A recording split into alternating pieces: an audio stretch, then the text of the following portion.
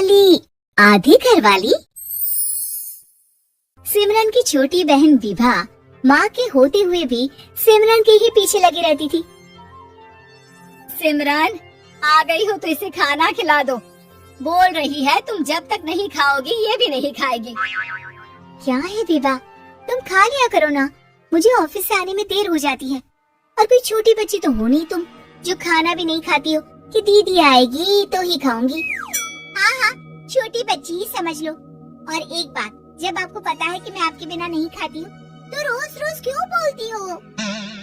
अरे क्या है ये, दोनों बहनें कम माँ बेटी ज्यादा लगती हो।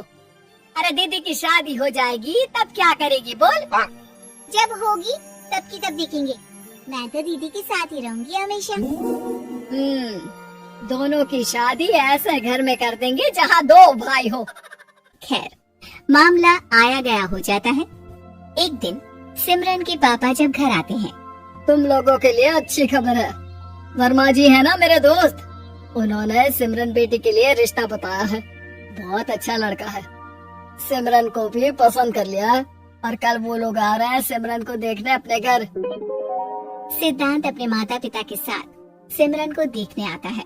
उसे सिमरन अच्छी लगती है और शादी तय हो जाती है। सिद्धांत की माँ कहती है, अब तो हम लोग ले जाएंगे जल्द ही अपनी सिमरन को यहाँ से। अरे हाँ हाँ, क्यों नहीं, आपकी ही है अब तो हमारी बेटी। दूर खड़ी विभा सब सुन रही होती है। अब तो दीदी की शादी हो जाएगी, फिर तो वो चली जाएंगी। दीदी के बिना मैं कैसे रहूंगी? कुछ न कुछ तो करना ही होगा जिससे दीदी की शादी ही ना हो। सभी के जाने के बाद क्या शादी के बाद दीदी हम लोगों के साथ नहीं रहेंगी?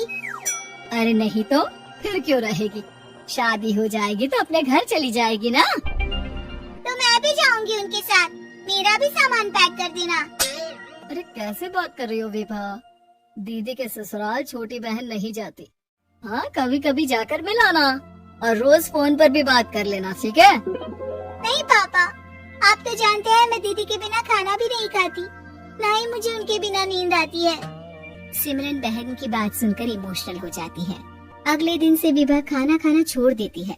लोगों के लाख समझाने के बाद भी विभा ना खाती है ना ही सोती है।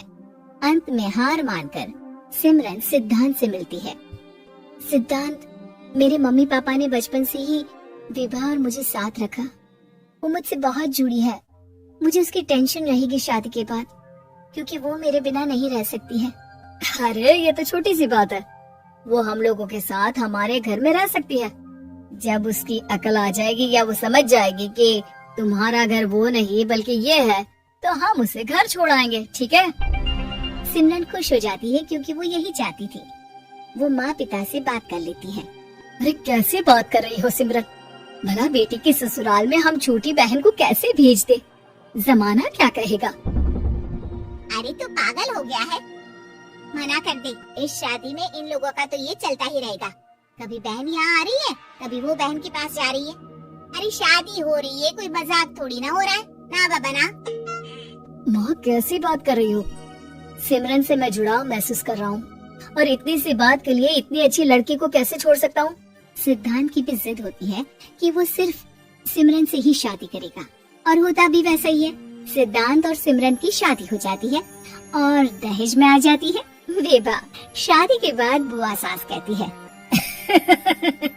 अरे माना साली आधी घर वाली होती है, लेकिन ये क्या, तुम तो उसे घर ही ले आए। तभी चाची कहती है, सिद्धांत को तो हम लोगों ने सीधा समझा था, लेकिन सबसे तेज तो यही निकला। अरे देखो कैसे दहेज तो नहीं लिया, लेकिन साली पर कब्जा कर लिया। सिद्धांत ने इस और तो सोचा ही नहीं था। लोग उन लोगों के बारे में ऐसी भी बात करेंगे। वो वहाँ से चला जाता है और चुपचाप अपने कमरे में लेट जाता है। क्या हुआ सिद्धांत, तुम अचानक से परेशान हो गए, कोई बात है क्या? अरे नहीं, वो थक गया था ना, शादी की सारी तैयारी और रस्मों के बीच सोच रहा हूँ थोड़ा आराम कर लूँ। हाँ ठीक है, आप लेट जाइए, मैं विभा का बेड लगा देती हूँ जमीन पर। क्या वो यहाँ सोएगी? हाँ, बताया तो था कि उसे नींद नहीं आती मेरे बिना। तो तुम आराम से लेटो ऊपर, हम लोग नीचे बिछा लेते हैं। अरे नहीं नहीं, तुम दोनों आराम से लेटो ऊपर, मैं माँ पापा के रूम में जा रहा हूँ।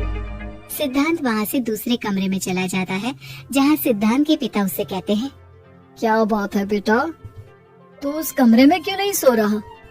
बहू से लड़ाई हो गई है क्या शादी के पहले दिन ही? अब नहीं पापा, वो दोनों बहनों को बात करनी थी और मुझे नींद आ रही है तो मैं यहाँ सोने चला आया। अगले दिन सिद्धांत तैयार होकर ऑफिस जाता है। ऑफिस में लंच के वक्त दोस्त कहता है, क्या बात है सिद्धांत, इतना सारा खाना एक ही दिन में? हाँ यार, वो सिमरन को खाना बनाने का शौक है तो उसी ने बनाया है। यार हम लोगों की तो सिर्फ एक ही बीवी है, इसकी तो दो है ना। सिद्धांत को गुस्सा आ जाता है। कैसी बात कर रहा है तू? अरे तू तो भाग्यशाली है जो बीवी के साथ साथ साली भी आ गई। अरे साली लोगों की तो आधी घरवाली होती है, तुझे तो पूरी की पूरी मिल गई। सिद्धांत का पारा अब 7वें आसमान में पहुंच जाता है। वो खड़ा होकर उस लड़के से लड़ने लगता है। हाँ, मेरी शादी में मेरी बीवी के साथ मेरी साली भी आई है, ये सच है, लेकिन सिर्फ कुछ समय के लिए, क्योंकि उसने सिमरन को बचपन से ही माँ की तरह देखा और यूं अचानक वो सिमरन से अलग नहीं रह सकती थी। इसलिए सोचो, अगर मेरी बीवी उसके लिए माँ का स्थान रखती है तो मेरा दर्जा क्या हुआ? तभी वहाँ बॉस आ जाता है। माफ करना सिद्धांत, यहाँ इस मेंटल लेवल के लोग हैं, जरूरी नहीं साली सिर्फ आधी घरवाली ही हो, कभी वो छोटी बहन तो कभी बेटी भी होती है। वेल डन सिद्धांत। सिद्धांत को अब ऑफिस में कोई कुछ नहीं कहता, लेकिन आस पड़ोस का वो तो वही हाल रहता है। सिद्धांत ऑफिस से घर की ओर आ रहा होता है कि रास्ते में उसे अपनी कॉलोनी का दोस्त मिल जाता है। क्या बात है, चेहरे की चमक बता रही है, शादी से बड़ा खुश है तू। हाँ यार, अच्छी लड़की और अच्छा परिवार मिलना कहाँ होता है जल्दी आजकल। यार हमें भी दिला देना ऐसा परिवार जहाँ एक के साथ एक फ्री की स्कीम चल रही हो। सिद्धांत को फिर गुस्सा आ जाता है। वो दोस्त को मारने के लिए हाथ उठाता ही है कि वहाँ विभा आ जाती है। अरे जीजू रहने दीजिए ना, ये लोग नहीं समझेंगे कि इंसानियत क्या होती है। ये सच है कि दीदी से कैसे दूर रहना ये मुझे पता नहीं था। आपने मुझे दीदी के पास रहने का मौका देकर ये समझने का मौका दिया कि लड़की का असली घर उसका ससुराल होता है।